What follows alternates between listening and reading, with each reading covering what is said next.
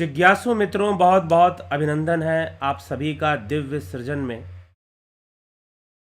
प्रत्येक दिवस की भांति आज फिर हम यहाँ पर यह लाइव चर्चा का कार्यक्रम शुरू कर रहे हैं। लाइव चर्चा का विषय है यह संसार भाव निर्मित है। यह संसार भाव निर्मित है, भावना निर्मित है। त्रिपुरा रहस्य का यह विषय है कि यह भाव निर्मित किस प्रकार से है, कैसे है। लेकिन उससे पूर्व आप सबको एक सूचना देना चाहेंगे। यह पुस्तक अग्निमय बुद्ध जो है यह प्रिंट हो चुकी है, प्रकाशित हो चुकी है।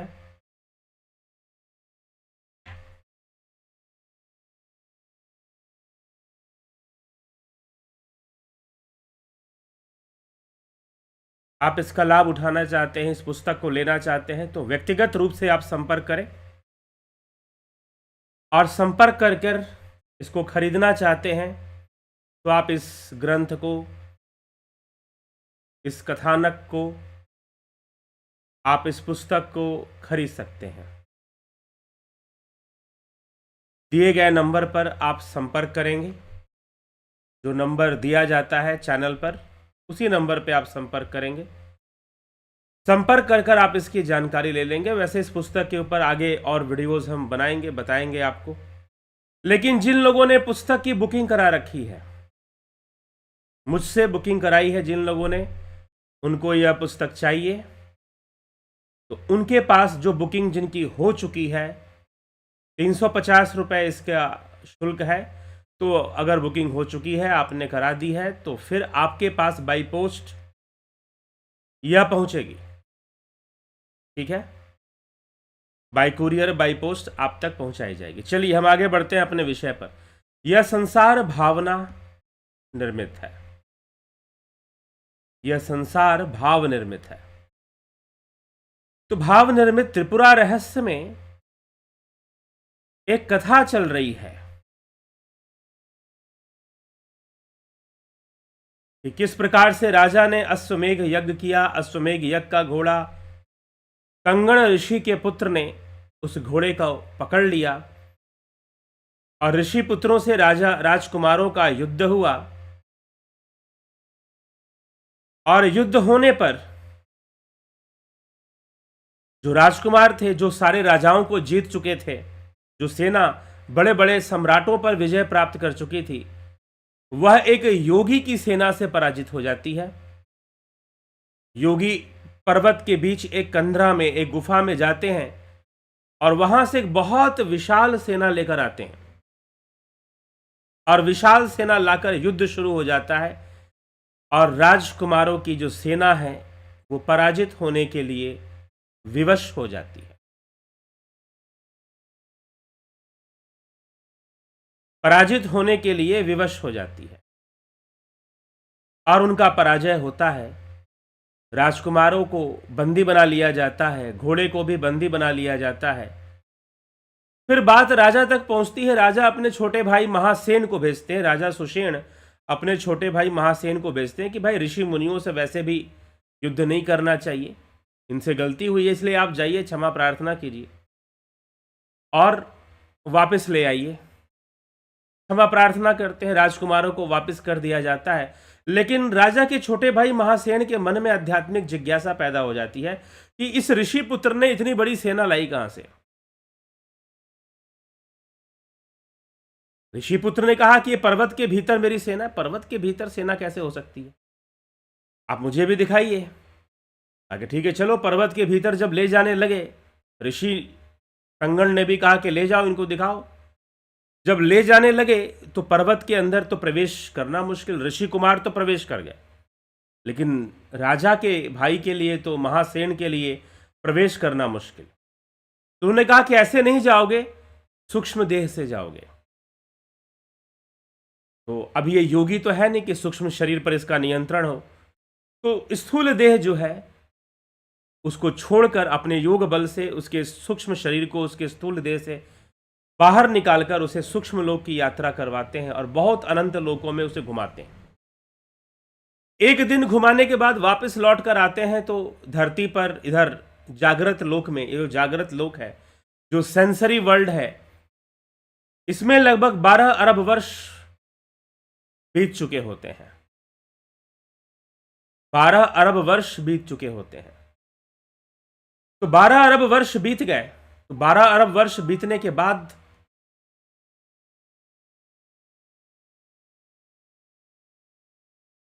12 अरब वर्ष बीत जाने से राजा बहुत ही दुखी होता है कि अरे ये क्या हो गया, ये कैसी घटना घट गई, मेरे रिश्तेदार, मेरे भाई, मेरा परिवार, मेरे पुत्र, मेरी पत्नी सब कहां चले गए। क्योंकि 12 अरब वर्ष में तो ना जाने वो कितनी बार जन्म लेके मृत्यु को प्राप्त हो चुके होंगे। इतना आगे जैसे टाइम ट्रैवल हो गया हो, भविष्य में राजा चला गया। अब जो है ऋषि कुमार ने कहा कि देखो संसार परिवर्तनशील है, संसार ऐसे ही है, हर चीज बदल जाएगी, हर चीज परिवर्तित हो जाएगी, कुछ भी रहेगा नहीं। इसलिए काल के वशीभूत सब कुछ बदल चुका है। वास्तव में यह संसार एक भावना मात्र ही है। भगवान श्री कृष्ण कहते हैं भावनाएं भी 3 प्रकार की होती हैं, गुणों से आच्छादित भावनाएं होती हैं। इसलिए कुछ भावनाएं सात्विक होती हैं, कुछ राजसी होती हैं और कुछ तामसी होती हैं। लेकिन संसार भावना मात्र है, इसका अर्थ क्या है, ये कैसे समझा जाए।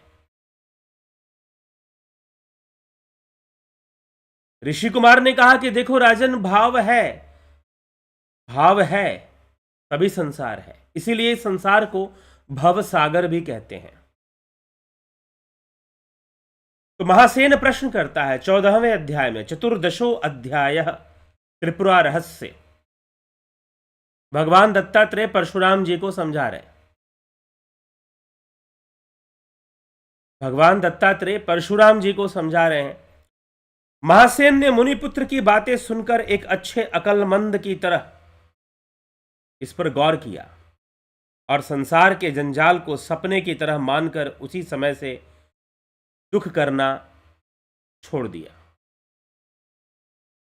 फिर सब्र के साथ शोक रहित होकर उसने ऋषि कुमार से पूछा, हे मुनिवर, आप तो बड़े ही विद्वान हैं, ज्ञानी हैं, सिद्ध पुरुष हैं,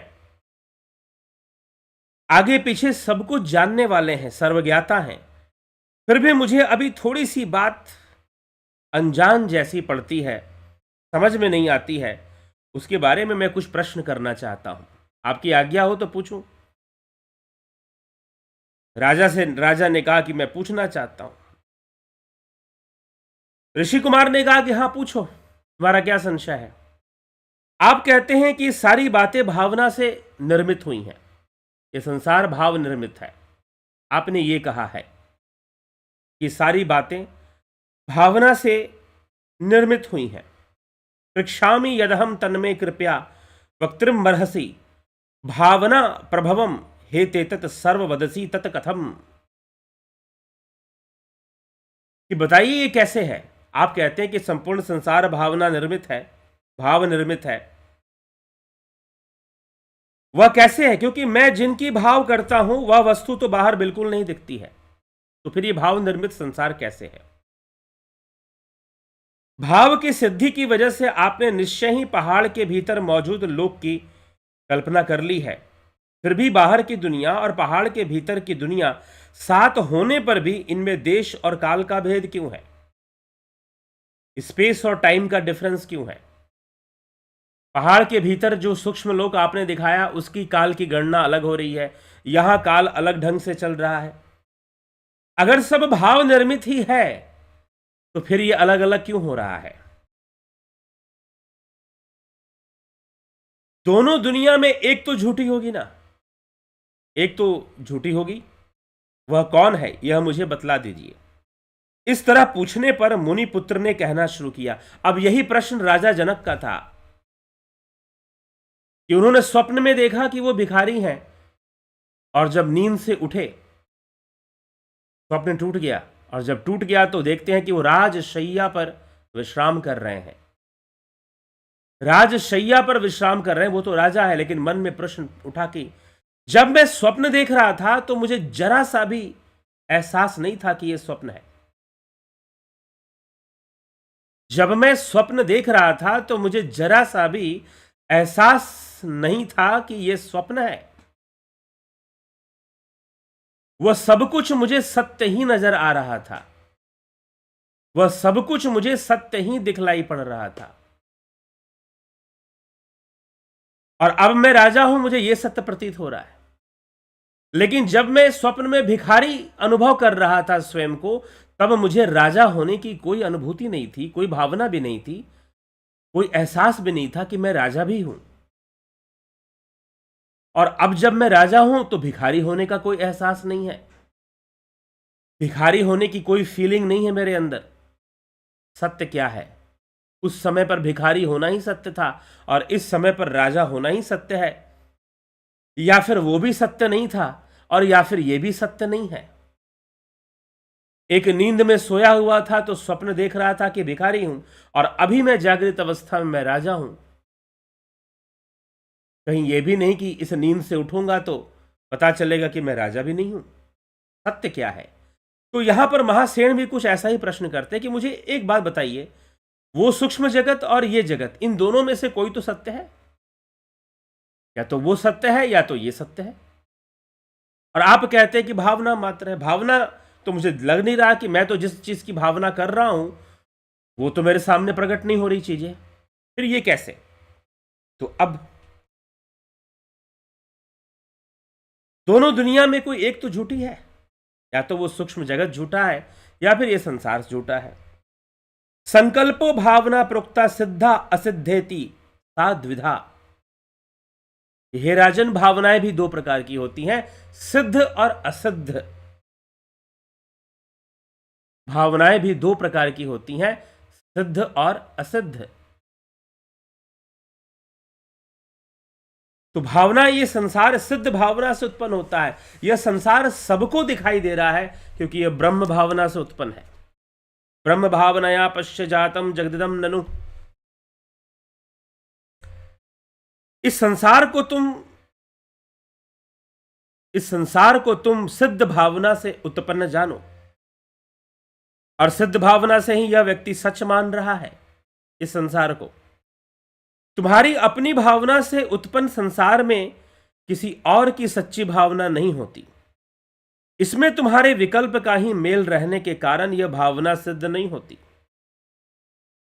तुम्हारा विकल्प का मेल है, तुम्हारे अलावा किसी और की भावना उसमें नहीं होने के कारण वह भावना सिद्ध नहीं होती। राजन, इस भावना की सिद्धि कई तरह से होती है। जन्म से, कीमती रत्न से, औषधियों से, योग से, तपस्या से, मंत्र की सिद्धि से, या किसी के वरदान से भी हो सकती है। अब यहां पर सिद्धि की जब बात हो रही है तो इसी तरह की चर्चा पतंजलि योग सूत्र में भी प्राप्त होती है कि 5 प्रकार की सिद्धियां महर्षि पतंजलि ने बताई हैं। जन्मजा, औषधजा, मंत्रजा, तपोजा और समाधिजा। जन्मजा जो जन्म से सिद्धि प्राप्त होती है, अर्थात यह सिद्धों का विषय है। अगर तुम ध्यान सिद्ध हो चुके हो, अगर तुमने संयम के रहस्य को जान लिया है, अगर तुमने अपनी धारणा को सिद्ध कर लिया है, तो निश्चय ही तुम अपनी भावनाओं को सत्य रूप में परिवर्तित कर सकते हो। यद्यपि वो सत्य नहीं ही है, लेकिन तुम्हारी भावनाएं सिद्ध होने लगेंगी तो वो प्रकट भी होने लगेंगी फिर। इसीलिए यहां पर यह कहा जा रहा है। तो ये सिद्धि कैसे आती है, भाव सिद्धि कैसे प्रकट होती है? जन्म से। यहां पर रत्नजा भी, रत्नों से भी माना गया है कुछ सिद्धियां। औषधि से, योग से, तप से, मंत्र से तुम भाव सिद्धि को प्राप्त कर सकते हो। जन्म से विधि को, रत्न से यक्ष और राक्षसों को, औषधि से देवताओं को, योग से योगी को, तप से तपस्वी को, मंत्र से मांत्रिक को, वर से विश्वकर्मा आदि को यह सिद्धि प्राप्त हुई है।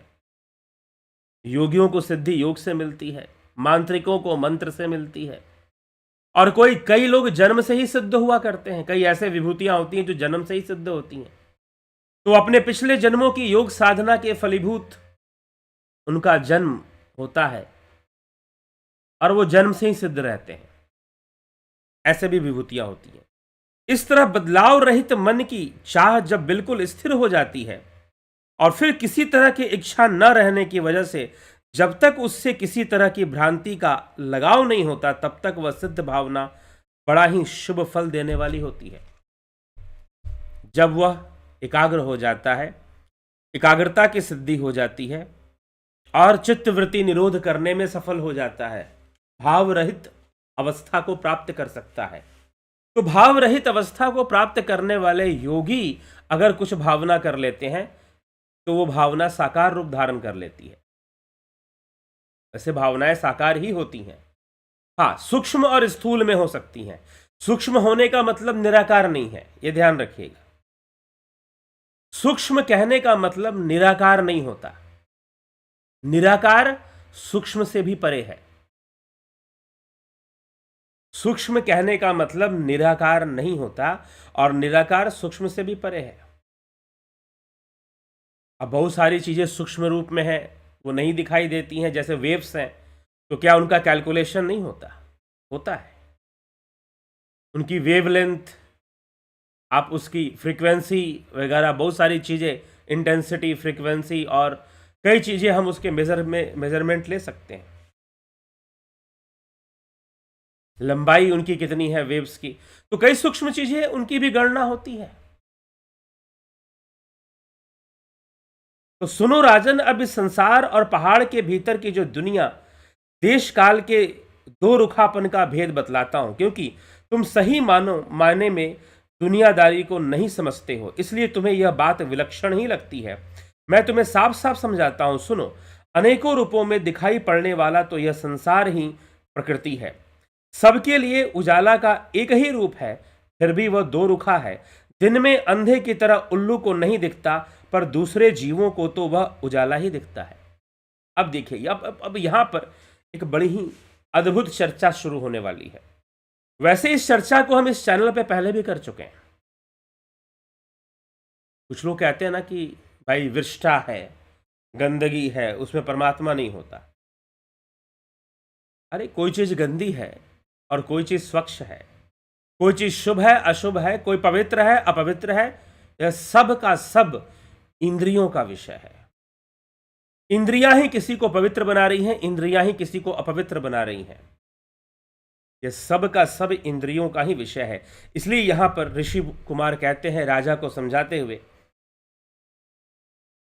आदमी तथा अन्य जीव को जलाती हैं, जबकि तीतर उसे खाता है। कई लोग हैं, कई दो रुखा है। यह जो दिन में है, अंधे की तरह उल्लू को नहीं दिखता। उल्लू जब सूर्योदय होता है, जब दिन शुरू होता है, उल्लू की आंखें बंद हो जाती हैं। वो संसार को सूर्य की रोशनी में नहीं देख सकता। जब सूर्यास्त होगा तब वो देखना शुरू करेगा। उसकी आंखें कुछ वैसे ही हैं, ठीक है। और दूसरे जीवों को तो उजाला ही दिखता है। पानी आदमी और जानवर दोनों को सांस लेने में कठिनाई पैदा करता, किंतु उसी पानी में मछली आराम से सांस लेती है और वहां से बाहर उसका दम घुटता है। मछली को पानी से बाहर निकाल दो तो उसका दम घुटेगा, और आदमी को अगर पानी में डाल दो तो आदमी का पानी में दम घुटेगा। सांस लेना इम्पॉसिबल। पानी के अंदर मनुष्य के लिए श्वास लेना असंभव है, नहीं ले सकता श्वास। लेकिन वही मछली है, वो तो श्वास लेती है। अगर उसे पानी से बाहर निकाल दो तो उसका दम घुटना शुरू हो जाएगा। आदमी को पानी में डाल दो तो अब दुनिया, अब देखो मछलियों की दुनिया बहुत बड़ी है, क्योंकि संसार में इस पृथ्वी पर पानी ही अधिक है। इस पृथ्वी पर पानी ही अधिक है। तो पानी, इस प्रकार से मछली की दुनिया अलग हो जाती है, उल्लू की दुनिया अलग हो जाती है, उनकी भावनाएं। अब यहां पर कहने का तात्पर्य कुछ ऐसी बातों को प्रमाणित किया जा रहा है कि जो संसार है वो भावना मात्र है और सबका संसार अलग अलग है। आपका जो वर्ल्ड परसेप्शन है कुछ परसेंटेज मैच कर सकता है, कुछ चीजें मिल सकती हैं, मिलेंगी, अवश्य मिलेंगी।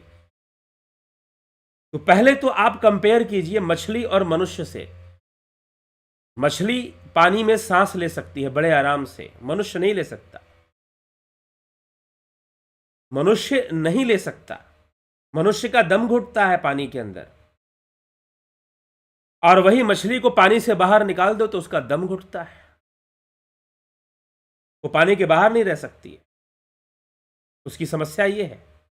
तो आपको क्या लगता है कि आपकी दुनिया, आप दोनों एक ही दुनिया में रह रहे हैं? नहीं भाई, उसकी दुनिया अलग है।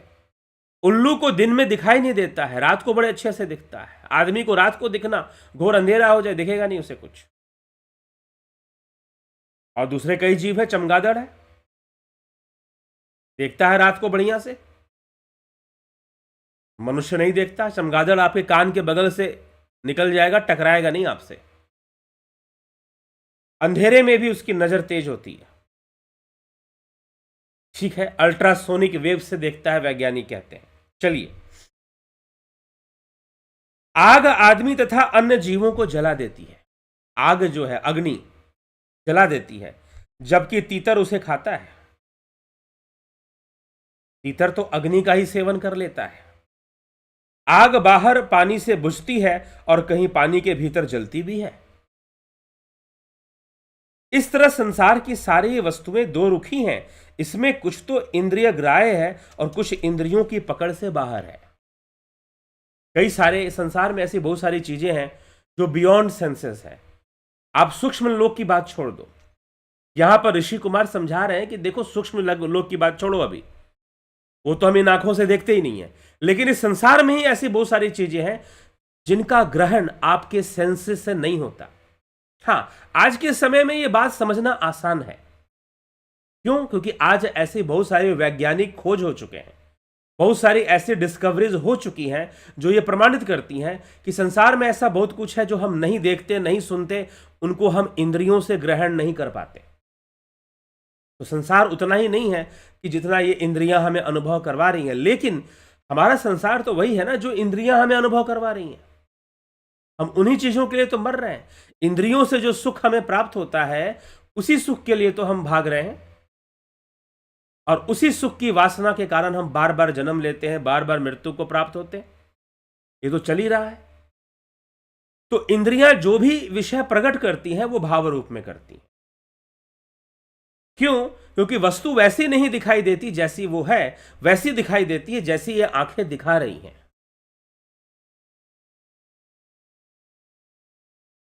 ये आंखें 7 रंगों की दुनिया दिखा सकती हैं, इसलिए 7 रंगों की दुनिया दिखा रही हैं। ये आंखें आपको 7 रंगों की दुनिया दिखा सकती हैं, इसलिए दिखा रही हैं। कुछ ऐसे जीव हैं जिनको 7 रंग नहीं दिखाई देते, उनको 3-4 रंग ही दिखाई देते हैं। और कुछ ऐसे भी हैं जिनको ब्लैक एंड व्हाइट, उनके लिए वर्ल्ड ब्लैक एंड व्हाइट है, कलरफुल नहीं है। जैसे आज से 20 साल पहले, 30 साल पहले ब्लैक एंड व्हाइट टीवी हुआ करता था, 30-35 साल पहले। तो इस तरह से सैकड़ों हजारों वस्तु आपस में एक दूसरे से आदतन खिलाफ है। मैं इनकी उत्पत्ति बतलाता हूं, सचेत होकर सुनो। इन आंखों से दिख पड़ने वाली वस्तु केवल आंखों की ही खराबी है, आंखों का ही विकार है। आंखों का तमाशा, आंखों के विभाग से बाहर कुछ नहीं होता। 24वें श्लोक में कहा जा रहा है, एत ही चाक्षुषा भावास चक्षुर विकृति मात्र का। आंखों से दिखने वाला यह संसार आंखों का विकार है। आंखों से दिखने वाला यह संसार आंखों की विकृति है, क्योंकि यह संपूर्ण संसार जो आंखों से दिख रहा है, इसे आंखें ही प्रकट कर रही हैं। आज बायोलॉजी इस बात को प्रूफ करती है, आज की जो साइंस है। इसीलिए अद्वैत की मान्यता ज्यादा स्वीकार्य है। क्यों स्वीकार्य है? क्योंकि science is proving this, science is proving this, biology इसे प्रूव कर रही है। आप जो टेस्ट लेते हो ना, मिठाई खाया आपने, आपको मीठा लगा, लेकिन ये जो मीठा का जो स्वाद उत्पन्न हुआ, ये किसने प्रकट किया? आपके टंग के अंदर ग्लैंड्स हैं, टेस्ट ग्लैंड्स, वो क्रिएट करते हैं टेस्ट को। अब हमारे जीभ में जो मीठा को ग्रहण करने वाला ग्लैंड है, अगर वो खराब हो जाए, काम करना बंद हो जाए, कितनी भी मिठाई खा लो, कितनी भी मिठाई खा लो, स्वाद नहीं मिलेगा मीठा का। क्यों? क्योंकि आपकी जिह्वा खराब हो गई। जाकर किसी डॉक्टर से पूछ लेना ये बात मैं जो बोल रहा हूं। तो अद्वैत सिद्धांत कहता है कि भाई ये जो दुनिया तुम देख रहे हो, ये जो संसार जो तुम देख रहे हो, यहां पर ऋषि कुमार राजा को समझाते हैं कि जो तुम ये दुनिया देख रहे हो, ये आंखों का विकार है। ये नेत्र ही इस दुनिया को वैसे, अब उल्लू के जो नेत्र होते हैं ना, वो सिलिंड्रिकल होते हैं, स्फेरिकल नहीं होते। अब जैसे ही सूर्योदय होगा, उसकी आंखें बंद हो जाएंगी, वो सूर्य की रोशनी को बर्दाश्त ही नहीं कर पाता। इसलिए उल्लुओं की जो संख्या है ना, आप जब जाओगे वेस्टर्न जो नर्दन साइड में, उत्तरी ध्रुव की तरफ जो देश है, नॉर्वे हो गए, इंग्लैंड हो गया, और दूसरे कई देश उस तरफ जो है यूरोप में, उन देशों में कुछ देश ऐसे हैं जहां पर सूर्योदय होता ही नहीं है कुछ महीनों तक, ठंड के मौसम में। सूर्य साउथ इंक्लाइंड हो जाता है, दक्षिणायन हो जाता है, तो कई देशों में सूर्योदय ही नहीं होता 3 महीने, ऐसा भी होता है। सनराइज ही नहीं होगा वहां। क्यों? क्योंकि उनकी पोजीशन ऐसी जगह पर है। ऐसी जगहों पर उल्लू और चमगादड़ों की संख्या ज्यादा होती है। इसलिए आप अगर हॉलीवुड फिल्में देखोगे, उसमें उल्लू, चमगादड़, ये सब बहुत ज्यादा यूज होते हैं।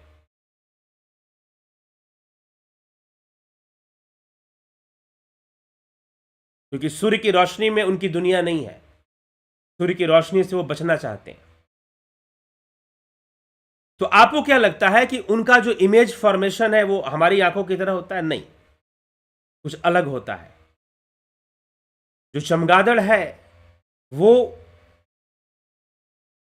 अल्ट्रासोनिक वेव्स के थ्रू इमेज को डेवलप करता है, उसकी दुनिया अलग है। तो वास्तव में हमें जो भी है, कोई मान लीजिए सुई चुभाया और चुभ गया, दर्द हुआ, इंद्रियां आपको बता रही हैं कि भाई चुभ गया। आपका संपूर्ण सुख दुख का निर्णय आपकी इंद्रियां ले रही हैं। यहां तक कि आपके जन्म मृत्यु का निर्णय भी इंद्रियां और मन, या अंतःकरण, मन और इंद्रियां ही ले रही हैं। और जब तक इंद्रियों से देखने का आदत बना हुआ है, वृत्ति बनी हुई है, तब तक आवागमन बना रहेगा। यही बात यहां पर कही जा रही है, त्रिपुरा रहस्य में खोलकर बताई जा रही है कि इन आंखों से दिख पड़ने वाली वस्तु केवल आंखों का विकार है। एत ए चक्षुषा भावा चक्षुर विकृति मात्र का, यह आंखों की विकृति मात्र है। पीलिया रोग ग्रसित आंखों को सारी दुनिया जैसे पीली ही नजर आती है, उसी तरह से रतौंधी रोग से पीड़ित आंखों वालों को एक ही वस्तु तो दिखाई पड़ती है। इसी प्रकार तरह तरह के नेत्र दोषों से दूषित आंखों वाली दुनिया को अनेक रूप में देखते हैं।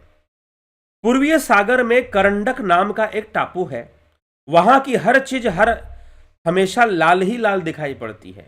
इसी तरह से रमणक द्वीप में सारी की सारी चीजें हर आदमी को उल्टी ही दिखती है, नीचे की ओर से तथा ऊपर की ओर पैर। इस तरह से द्वीप में हर आदमी अपने आंखों की आदत के अनुसार हर चीज को अलग अलग हमेशा देख रहा है।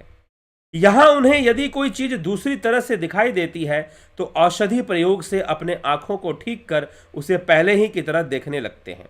अतः दुनिया में जो कुछ भी हम देखते हैं वह पीलिया रोगग्रस्त आंखों से दिखने वाले पीलेपन की तरह उस आंख का ही हिस्सा मात्र है।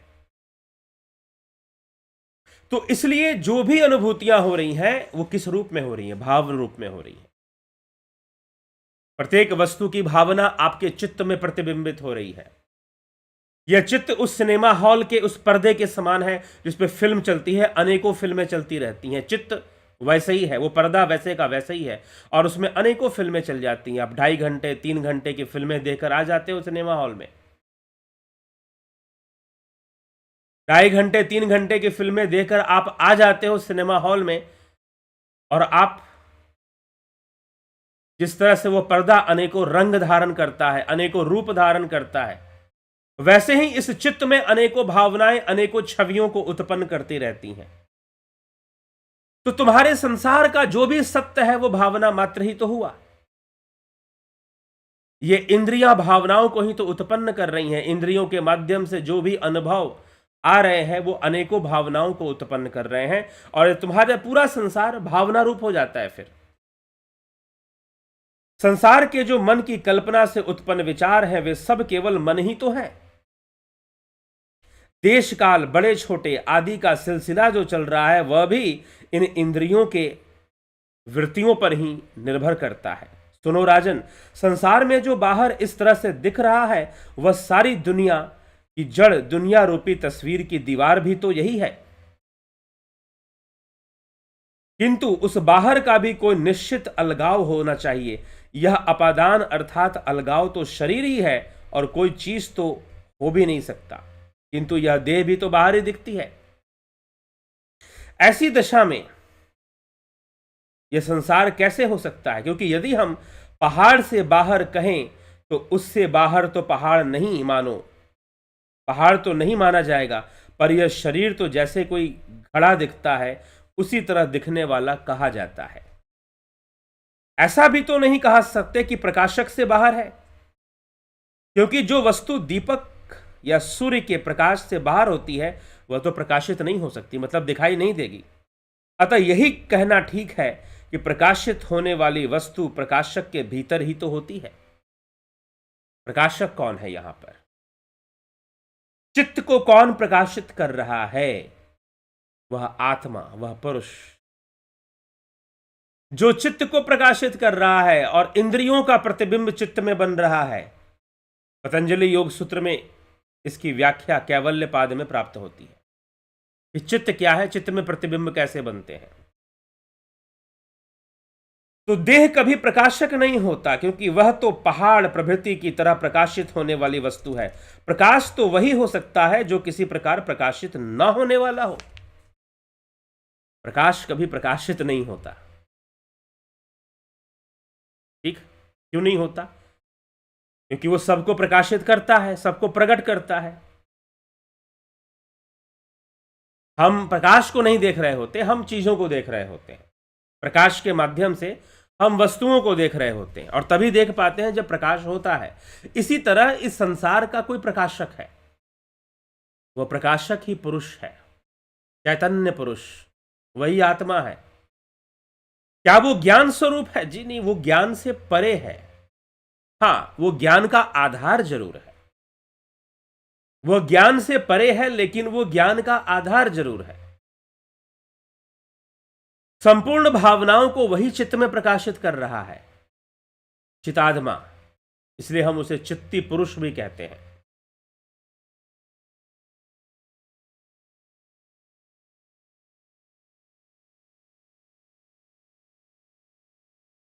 उसका यदि कोई प्रकाशक मानेंगे तो उससे भी प्रकाशित होने वाला मानना होगा, और फिर उसके बारे में भी यही सवाल उठेगा। अतः फिर कोई भी चरम प्रकाशक सिद्ध ना हो सकेगा। अतः यह कहना अनुचित नहीं होगा कि जो वस्तु जहां उद्गम पाती है उसमें ही अनंत लीन भी होती है। जो वस्तु, यही सांख्य दर्शन है, जो वस्तु जहां से आ रही है उसी में लीन होगी। मिट्टी से घड़ा बना है, मिट्टी में ही लीन होगा। जो वस्तु जहां से प्रकट हो रही है उसी में लीन होगा। इसीलिए प्रकाशक का कोई प्रकाशक नहीं है, प्रकाशक एक है और वो है चैतन्य आत्मा। तो प्रकाशक की अवस्था में हम कब पहुंचेंगे? जब हम प्रकाशित का त्याग कर देंगे। प्रकाशित वस्तुओं का जब त्याग हो जाएगा तो आपको लगेगा कि आप स्वयं ही प्रकाशक हैं, कोई दूसरा प्रकाशक थोड़ी ना है। यदि प्रकाशक प्रकाशित होने वाले की बन जाए तो प्रकाशक का निर्णय करने में स्थितिहीनता का दोष दिख पड़ता है। कोई भी वस्तु स्वयं अपना प्रकाशक एवं अपने ही प्रकाशन नहीं हो सकता। अतः जो प्रकाशक है वह सिर्फ प्रकाशक है। वह केवल प्रकाश स्वरूप है, पूर्ण और एकर्मात्मक है। उस प्रकाश रूप प्रकाशक के द्वारा देश और काल भी पूरित हैं, स्पेस एंड टाइम भी उसी से प्रकाशित हो रहे हैं। वह स्वयं भावातीत है, प्रकाशक, क्योंकि भावनाएं जिन वस्तुओं की उत्पन्न हो रही हैं वो तो प्रकाशित हो रही हैं, इसीलिए वह प्रकाशक कभी प्रकाशित नहीं होता। हां, जब संपूर्ण भावनाओं का निरोध हो जाए, संपूर्ण वृत्तियों का निरोध हो जाए, विचारों का निरोध हो जाए, तो प्रकाशक की अवस्था में हम पहुंच जाते हैं, साक्षी अवस्था में हम पहुंच जाते हैं। वह प्रकाशक ही तो सबका साक्षी है, और उसी के प्रकाश में संपूर्ण संसार प्रकाशित हो रहा है। अनेकों भावनाएं बन रही हैं, अनेकों चीजें चल रही हैं। वही परम चैतन्य है, चैतन्य पुरुष है।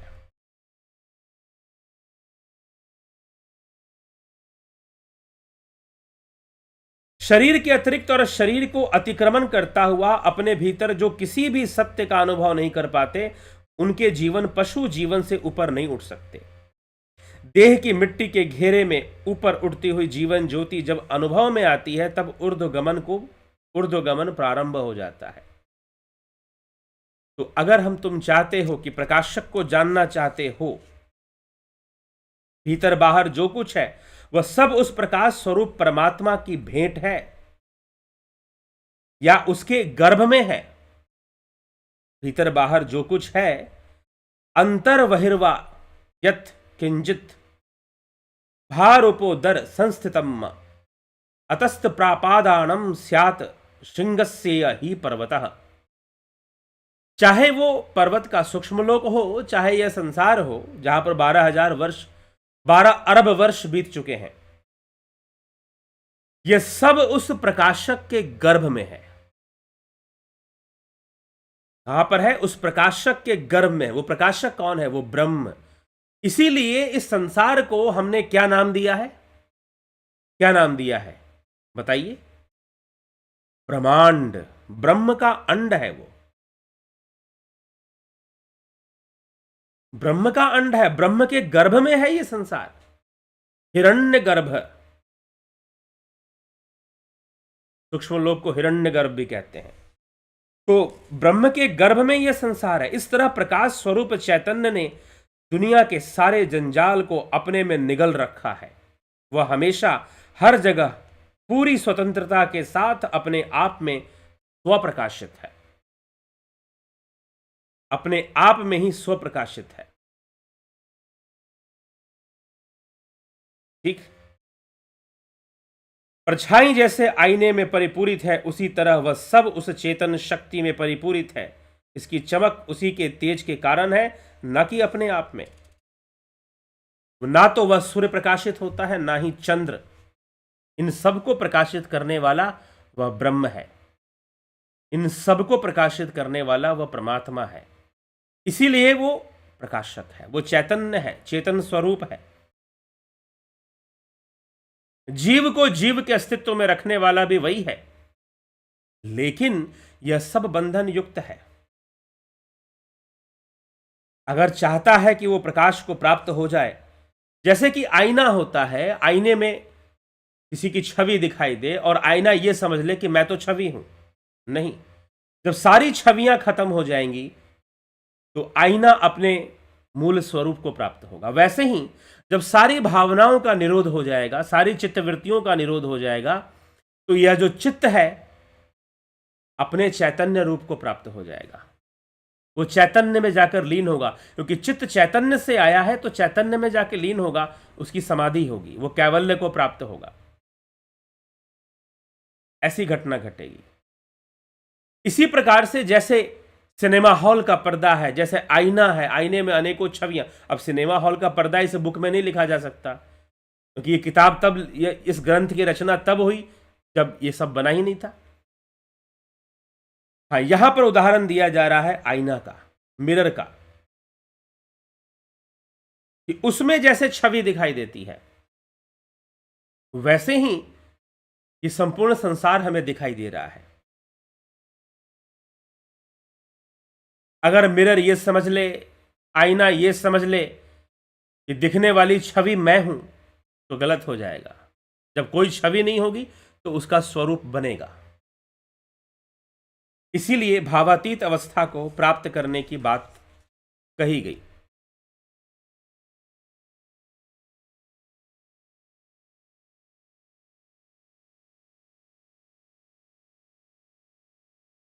ठीक,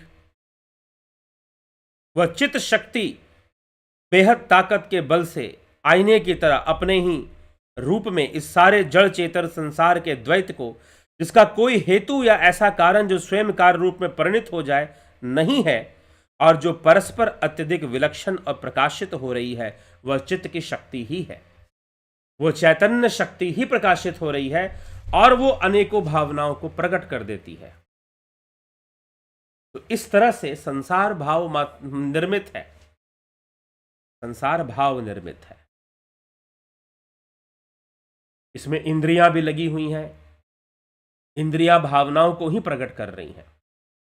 ये मीठा है, ये खट्टा है, ये तीखा है, सब आपकी जिह्वा प्रकट कर रही है। और अच्छी बात है कि अब विज्ञान भी इसी बात को प्रमाणित कर रहा है। तो हमारे शास्त्रों में जो बातें लिखी गई हैं, सोचिए ये सब बातें जो मैं अभी आपको बता रहा था त्रिपुरा रहस्य से, तो त्रिपुरा रहस्य आगम ग्रंथ है, शाक्त दर्शन के अंतर्गत आता है, शाक्त अद्वैत दर्शन के अंतर्गत आता है, और तब ये बातें लिखी गई हैं और तब भी प्रमाणित किया जा सकता था। और अब तो बहुत सारे ऐसे बायोलॉजिकल डिस्कवरीज हो चुकी हैं जो खुद बताती हैं कि हाँ, हमारी जो सेंसेस हैं वो इमेजेस को बनाती हैं और उन इमेजेस से हमारे अंदर बहुत सारे फीलिंग्स और भावनाएं पैदा हो जाती हैं। दुर्भाग्यपूर्ण ये है कि ये जानने के बाद भी लोग इसके प्रति दार्शनिक भावना नहीं रखते या उसे समझते नहीं हैं। ये नहीं मानते कि ये असत्य है या मिथ्या। हमारी सेंसेस ही तो ग्रहण कर रही हैं सब। आज का मेडिकल साइंस भी इसको प्रूव कर रहा है कि हाँ, इंद्रियों से हमारी आईज जो है इमेज को क्रिएट करती हैं, और हमारी पूरी दुनिया तो इंद्रियों से ही है ना। ठंड लग रही है, ठंड बढ़ गई है, कौन बता रहा है ठंड बढ़ गई है? कौन बता रहा है गर्मी बढ़ गई है? आपकी इंद्रियां ही तो आपको बता रही हैं, और कौन बता रहा है? गर्मी बढ़ गई है, पसीना आ रहा है, कौन बताता है? आपकी इंद्रियां आपको बताती हैं। ठंड बढ़ गई है, ठंड लग रही है, कौन बता रहा है? इंद्रियां आपकी बताती हैं। कोई वस्तु कठोर है, कोई वस्तु मुलायम है, कोई वस्तु तरल है, कोई वस्तु शुष्क है, सूखा है। रेत एकदम सूखी हुई वस्तु है, पानी गीली वस्तु है, भिगा देगी आपको, ओला कर देगी आपको। तो पानी जो है तरल वस्तु है, ये आपको कौन बता रहा है? आपकी सेंसेस ही तो आपको बता रही है, और कौन बता रहा है? तो आपके सुख की सीमा इंद्रियों के वशीभूत ही तो है, और ये इंद्रियां कभी पूर्ण नहीं होती हैं, ये वृत्तियां कभी पूर्ण नहीं होती हैं, पेट कभी भरता नहीं है, नींद कभी पूरी नहीं होती है। इंद्रियों की ही आवश्यकता है, और इंद्रियों की ही आवश्यकता और इंद्रियों के ही जाल में पुनरपि जननम पुनरपि मरणम का खेल चलता रहता है। बार बार जन्म लेना, बार बार मृत्यु को प्राप्त होना, तरह तरह की चीजें हमारे संसार में सामने आती रहती हैं। हम कर्म करते रहते हैं। ठीक है, कर्म तो मनुष्य को करना ही है, और कर्म करना ही चाहिए। कर्मों की सत्ता ही प्रमाणित होती है। भले ही संसार मिथ्या, लेकिन इसमें भी कर्म की सत्ता ही प्रमाणित होती है। तो मनुष्य को उसका ध्यान रखते हुए ही कर्म करना चाहिए, और अपने स्वरूप की यात्रा। तो ध्यान योग का जो कोर्स है वो शुरू हो रहा है 20 जनवरी से। 20 जनवरी से ध्यान योग का कोर्स शुरू हो रहा है। आप इसको ज्वाइन कर इसका लाभ उठा सकते हैं। चलिए, यह अद्वैत सिद्धांत था, संसार भाव निर्मित है। कैसे भाव निर्मित है, इसकी व्याख्या हुई। निश्चय ही आपको समझ में आ गया होगा।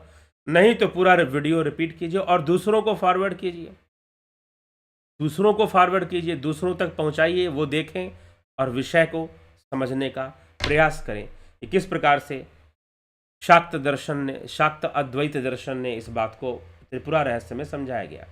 तो भगवान दत्तात्रेय इस तरह से परशुराम जी को, भगवान परशुराम जी को ये सारी बातें समझाते हैं। चलिए, आपके कमेंट्स देख लेते हैं। AK त्यागी जी, बहुत अभिनंदन है। संतोष कुमार जी, योगेश खैरनर जी, नरेंद्र माकुड़े जी, कमलेश खैरनर, राजू पाल जी, अवधेश कुमार, अमन कक्कर जी, लवकुश वर्मा, शिखर शर्मा, गोविंद प्रसाद नीमा, सविता नायक जी, रतन सिंह जी, श्वेता राय सिन्हा जी, अरुण पंडित जी, श्री कृष्ण योगेश्वर, घनश्याम सरोदे, खिम सुनार, किशोर वैद्य जी, जे जायसवाल, मनोज सैन, दयानंद जी, मीना तोदई जी, कन्हई कुमार जी, प्रभुदत्त शर्मा, अनीता दुबे, राम निवास मीना जी, विष्णु चंद्र मौर्य, पुष्पा शर्मा जी, दीपक शर्मा जी, प्रेम सागर यादव जी, स्मिता सावंत जी, सतीश मास्टर जी, सबका बहुत अभिनंदन है।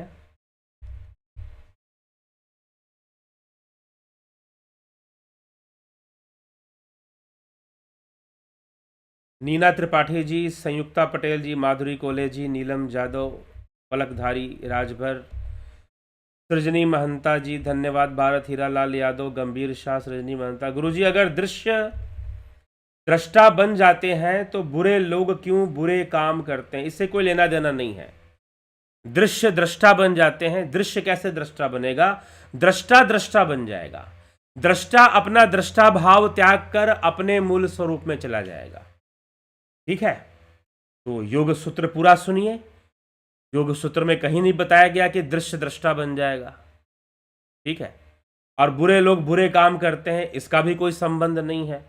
तो लगता है कि कुछ प्रश्न कुछ लिखकर आपको क्वेश्चन मार्क लगा देना है शायद, तो प्रश्न भी कीजिए। तो थोड़ा सा जब ऐसे विषयों पर आप प्रश्न करते हैं तो पहले उस बात को, जिस लेवल पे आप प्रश्न करते हैं, कि पहले वहां तक पहुंच गए, पहले आपको यह पता चल गया कि दृश्य क्या है, दृष्टा क्या है। क्योंकि आपके प्रश्न से यह नहीं लगता है कि आपको इस विषय ये पता, इस बात का समझ हो गया कि दृश्य क्या है और दृष्टा क्या है। वास्तव में कैवल्य किसमें है, दृष्टा भाव को त्यागने में ही कैवल्य है। मुक्ति किसमें है, मोक्ष किसमें है, दृष्टा भाव को त्यागने में ही मोक्ष है। ठीक है, तो दृष्टा भाव रहे ही ना। दृश्य अलग है, दृष्टा अलग है, प्रकृति अलग है, पुरुष अलग है। ये बात हमें समझ में आ जाए, इसको समझना ही ज्ञान है। इसी को विवेक ख्याति, महर्षि पतंजलि ने विवेक ख्याति कहा है। ये दो अलग अलग तत्व हैं, प्रकृति और पुरुष, लेकिन अस्मिता के कारण, अहंकार के कारण यह एक नजर आते हैं, लगता है कि एक ही है। ठीक, तो इसलिए दृष्टा भाव जो है वो दृष्टा तभी तक है जब तक दृश्य है। जहां दृश्य का निरोध हो जाएगा, भावनाओं की का निरोध हो जाएगा, वहां दृष्टा भी नहीं रहेगा। और जब दृष्टा नहीं रहेगा तो स्वरूप रहेगा। क्या रहेगा, स्वरूप रहेगा, आत्म साक्षात्कार रहेगा। चलिए, किशोर वैद्य जी, कभी कभार हम स्वप्न में जानते हैं कि हम स्वप्न देख रहे हैं, फिर भी स्वप्न चलता रहता है। ऐसा क्यों होता है, क्योंकि स्वप्न आदतन चलता रहता है, आदतन, आदत होने के कारण। ठीक है, ज्यादातर ऐसी स्थिति बनती है सुबह के समय जब आप सो के उठते हैं, या फिर आप ध्यान कर रहे होते हैं और ध्यान की अवस्था में, आप ऐसी अवस्था में, कई बार लोग ध्यान में भी स्वप्न अवस्था में चले जाते हैं। और खासकर जिनको सही विधि से ध्यान करना पता नहीं है कि ध्यान कैसे किया जाता है, उनकी संभावनाएं अधिक होती हैं स्वप्न की अवस्था में जाने में, उनकी संभावनाएं अधिक होती हैं। तो उन्हें पता भी चलेगा कि हाँ भाई, हम स्वप्न की तरह देख रहे हैं, लेकिन वह उसमें आदतन, अभ्यास के कारण ऐसी वृत्तियां बनी हुई हैं, देखने की आदत बनी हुई है, इसलिए आप उसको देखते रहते हैं, उसको रोकने का प्रयास नहीं करते। लेकिन जो ध्यान योगी योग में थोड़ा भी परिपक्व हो जाते हैं, थोड़ा भी, वो अपने स्वप्न को रोक सकते हैं। तो स्वप्न को तो रोक लेंगे, लेकिन इस संसार की जो भावना है और इस संसार से जो भावना निर्मित संसार है, उसको रोकने का सामर्थ्य, संपूर्ण चित्तवृत्ति का निरोध करने का सामर्थ्य प्रकट करने में समय लगता है, अभ्यास करना पड़ता है। अभ्यासेन तु कौन्तेय वैराग्येन च गृह्यते। अभ्यास वैराग्याभ्याम तन्निरोध। अभ्यास के माध्यम से योगी आगे बढ़ता है। चलिए, यही विषय हमें समझना है। आगे हम चलते हैं और विराम देंगे हम इन सब को, आज की चर्चा को। और हम सब का जीवन इंद्रियों के वशीभूत है, इंद्रियों में ही है। योग मार्ग हमें इंद्रियों से ऊपर उठने की प्रेरणा देता है और तभी हम मोक्ष की ओर आगे बढ़ पाते हैं। तो यह एक विषय है कि यात्रा है जो योगी की यात्रा शुरू होती है और यह ध्यान योग का कोर्स इस यात्रा का प्रारंभ करवा देता है। चलिए, तो जिनको कोर्स ज्वाइन करना है संपर्क करें। हाँ, बाद में ये पुस्तक जिनको चाहिए, अग्निमय बुद्ध, ये ग्रंथ प्रकाशित हो चुका है, आ चुका है, और जिनको आप तक ये पहुंचेगा, जिन लोगों ने इसकी बुकिंग करवा ली है उन तक ये पहुंचाया जाएगा और आप प्राप्त करना चाहते हैं तो जरूर इसके लिए संपर्क कर लें। चलिए, तो फिर हम आगे बढ़ेंगे और विराम देंगे। ये नंबर है जिस पर आप संपर्क कर सकते हैं, व्हाट्सएप मैसेज कर आप इसकी जानकारी प्राप्त कर सकते हैं।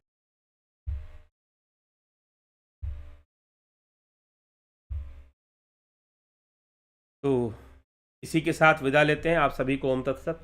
कल फिर मिलेंगे 9 PM लाइव चर्चा में। बहुत बहुत आभार आप सभी का।